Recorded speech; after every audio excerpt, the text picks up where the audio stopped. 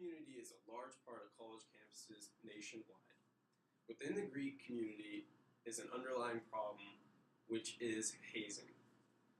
Hazing has been widespread since the beginning of the Greek system.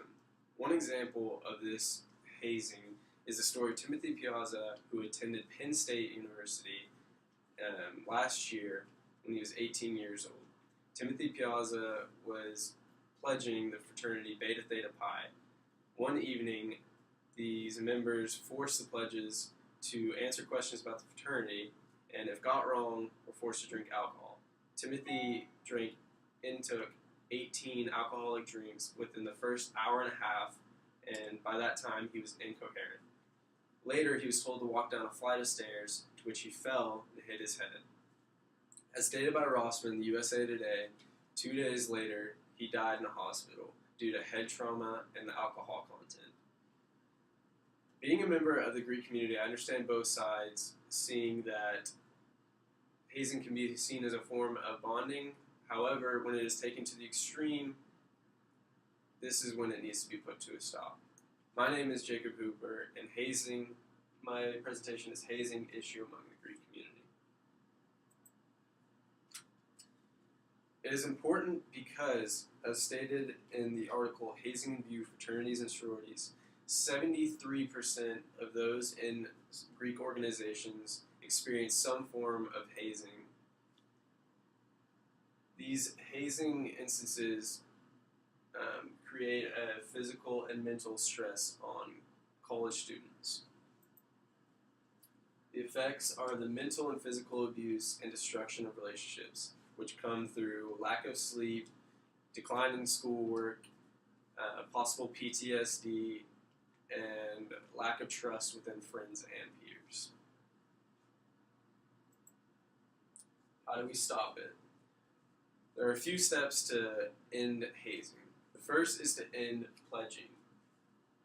Hazing is a power struggle, as stated in the article Myths and Facts About Hazing.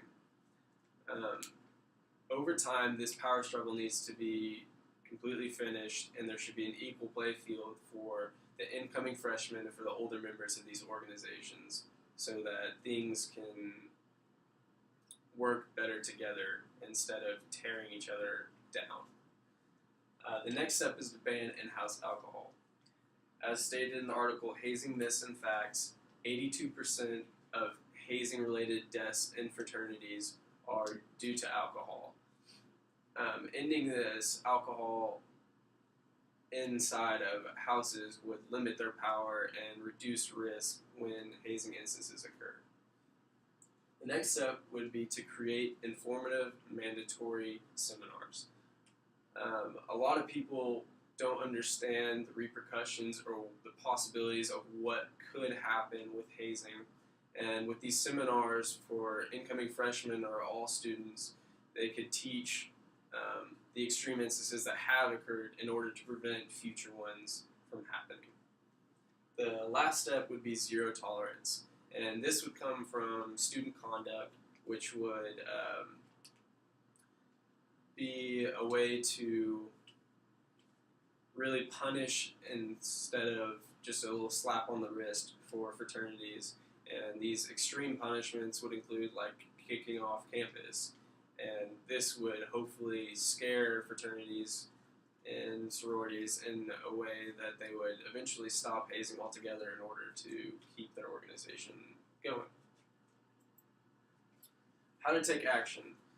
So how to take action, students on campus are the way that hazing will end. It is students' attitudes towards the topic.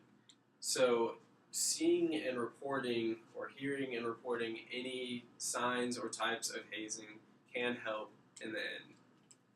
Creating and joining anti-hazing groups will form a voice that will hopefully eventually put an end to hazing by pressuring student conduct and other higher powers in the university to enforce this anti-hazing policies on fraternities and sororities. The end goal is obviously to end hazing completely. These are pictures of two of the college students, two of the four that died last year, as stated in Time.com, who were both killed due to hazing instances, including alcohol. This is Maxwell Gruber, and this is Timothy Piazza. And the goal would be to end this completely, because there's no need to join an organization. There's no point in joining an organization that's willing to put your life on the line just for some silly tradition. My motivation, obviously not everyone is going to go join an anti-hazing group or form one of their own. However, anybody can report any signs of hazing. So if anything is seen, please do report. And then the last thing I have to say is keep in mind that 73% of students in Greek systems have been hazed in some form or fashion. So with that being said, someone you know could be struggling with this, or someone in the future that you know could suffer from these consequences.